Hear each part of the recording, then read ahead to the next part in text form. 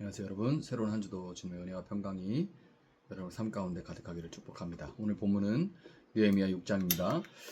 내가 성벽을 쌓아 올려 무너진 곳을 다 이었다는 말이 산발락과 도비아와 아랍 사람 게셈과 그 밖에 우리 원수의 귀에까지 들어갔다. 그러나 그때까지도 성문들의 문짝은 만들어 달지 못하고 있었는데 산발락과 게셈이 나에게 전가를 보내왔다.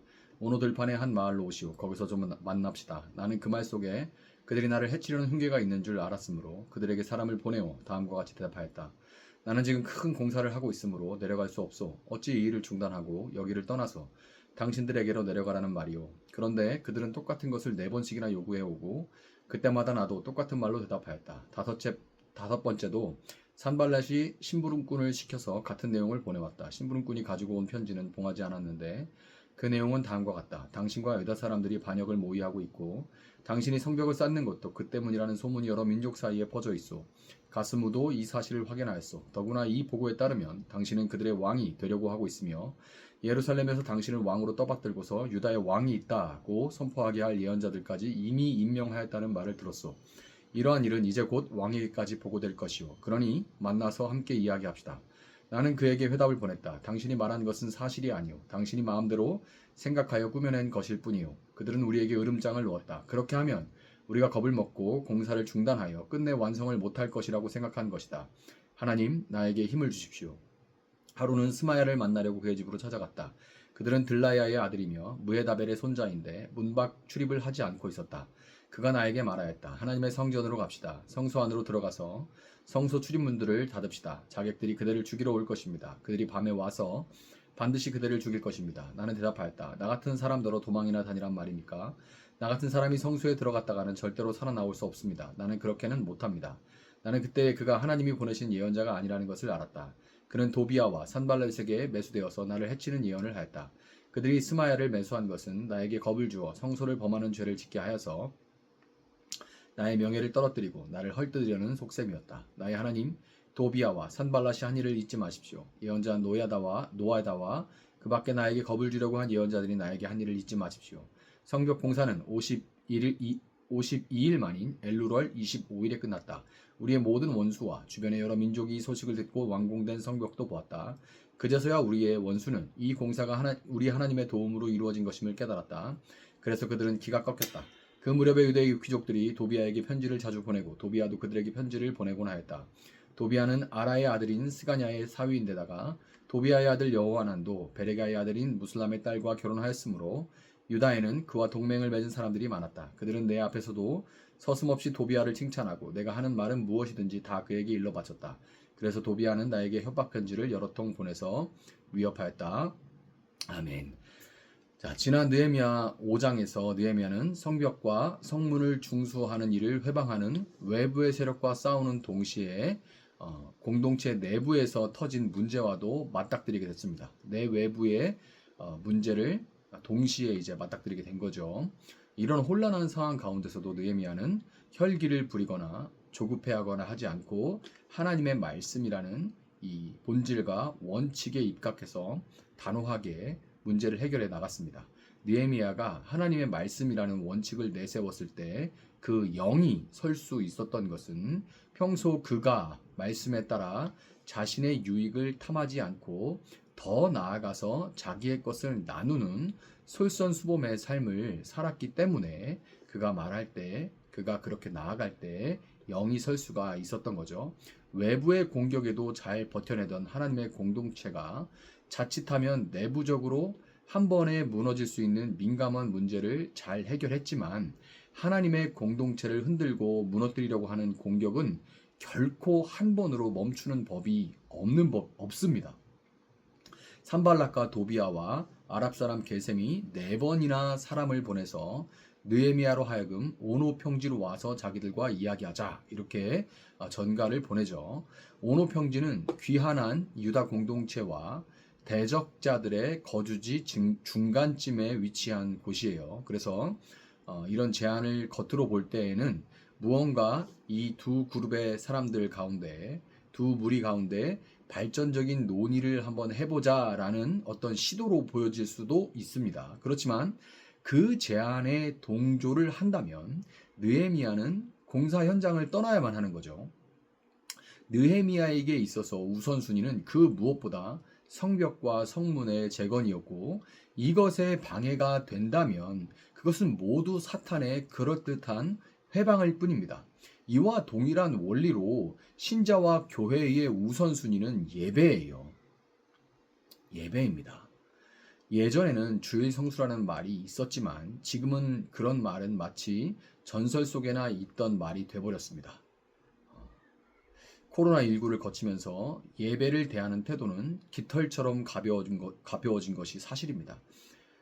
이제 스트리밍 영상으로, 물론 이제 내가 아파서 감염을 시킬 수 있기 때문에 이웃을 사랑하는 마음으로, 이웃을 배려하는 마음으로 영상으로 예배를 드린다. 뭐 이런 것은 이웃 사랑의 범주에 속하기 때문에 그럴 수 있지만, 그러나 이것이 허용한 것이 너무나도 많죠. 이제는 예배라는 것 자체가 그냥 내가 편할 때, 내가 좋을 때 영상으로 드리면서 앞에 뭐 성가대나 기도나 이런 것들은 다 쳐내고 그냥 설교만 이제 한번 듣고, 그것도 그나마도 안 듣는데 그거라도 듣고, 그것도 좀 듣다가 너무 느린 것 같으면 뭐 1.5배속, 2배속 뭐 해가지고 그냥 이런 얘기구나, 그냥 그 정도.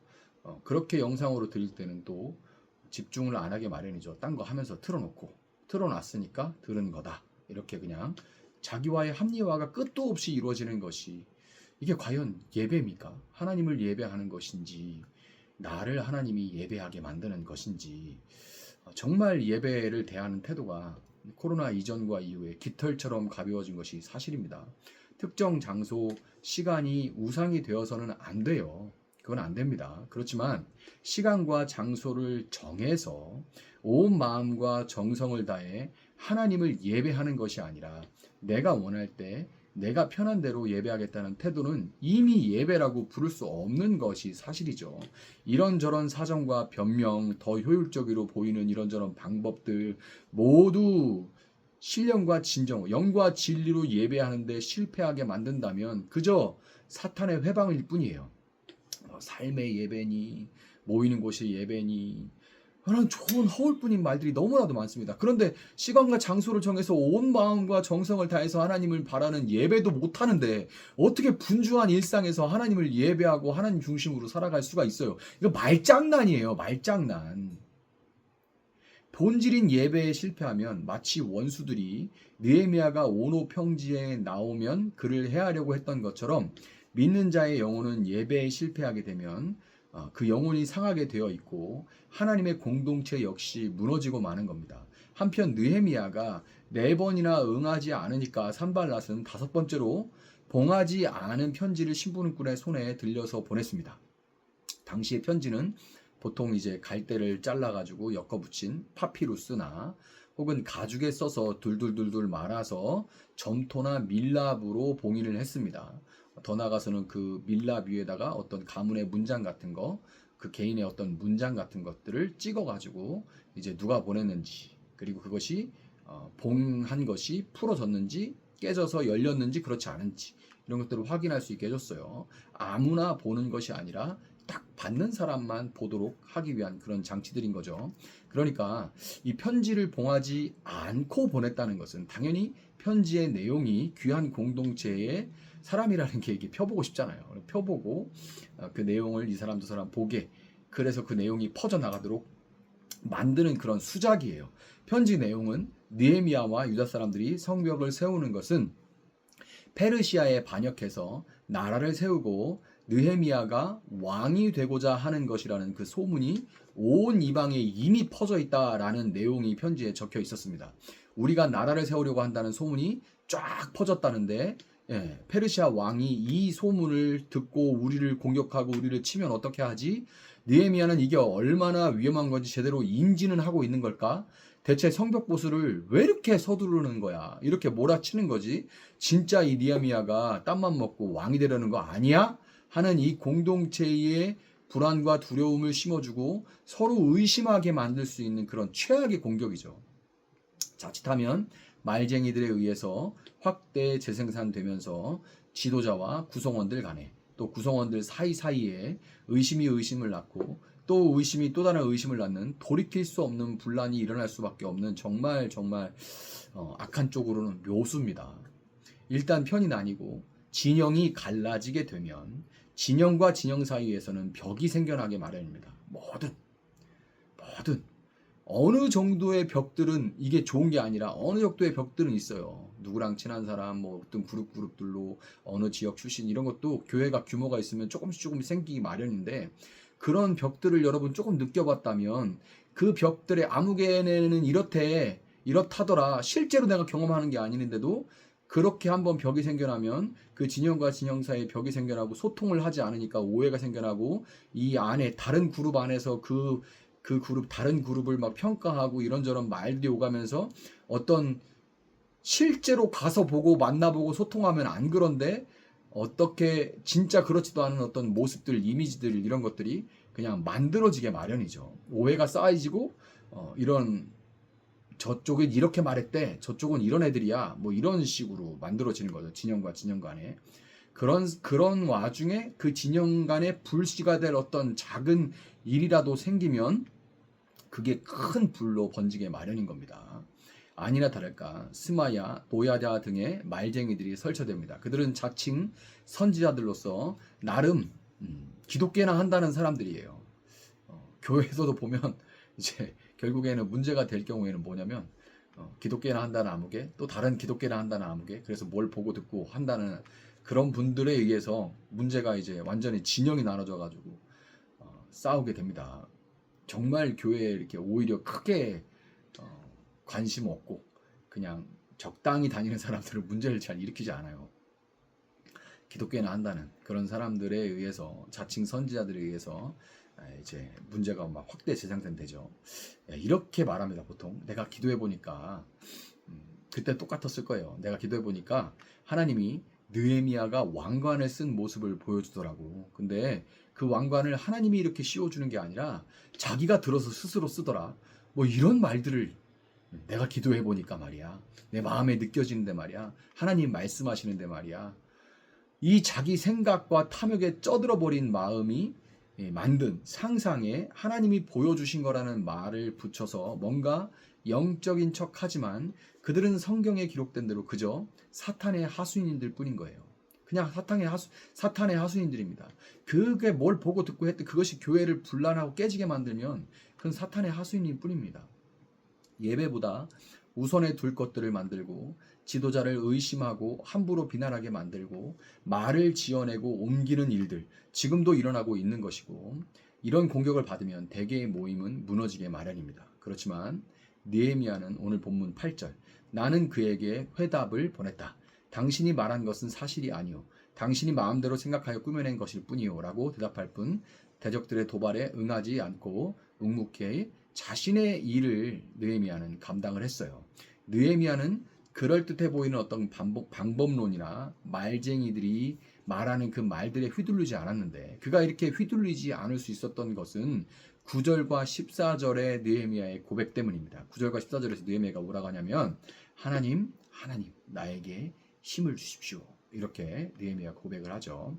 나의 하나님 도비아와 산발랏이 한 일을 잊지 마십시오.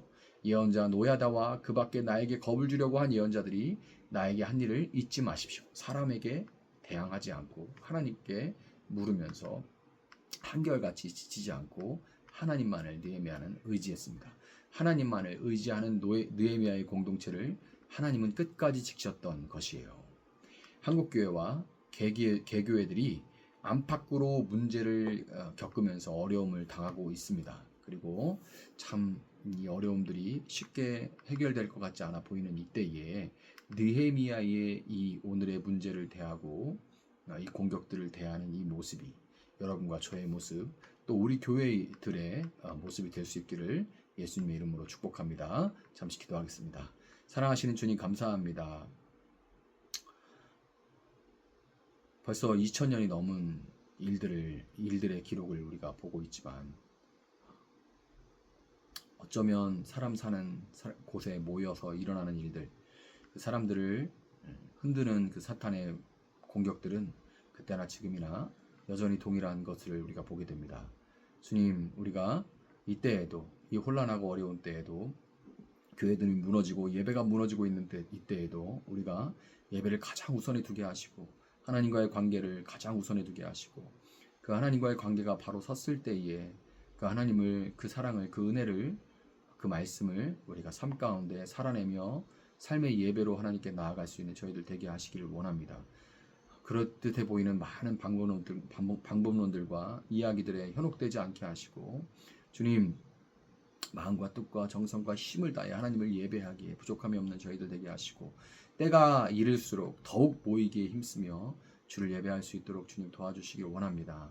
주님, 예배를 방해하는 어떤 것들도 우리가 깨어 대적하게 하시고, 주님 그것들을 끊어내게 하시고, 주님 그것들의 우선순위를 바로 정할 수 있게 주님 도와주셔서 흔들리지 아니하게 하시고, 교회를 흔들고자 하는 사탄의 모든 술수 가운데 분별할 수 있는 힘을 허락하여 주시고, 사람을 혈기로 싸우는 것이 아니라 영적으로 전투를 치르며 하나님께 끝까지 의지하여서 이 무너져간 한국교회 가운데 다시금 저희들 예배자로 설 수 있도록 주님 도와주시기를 원합니다. 감사하며 예수님의 이름으로 기도합니다. 아멘. 오늘 주신 말씀 붙들고 계속해서 기도합니다.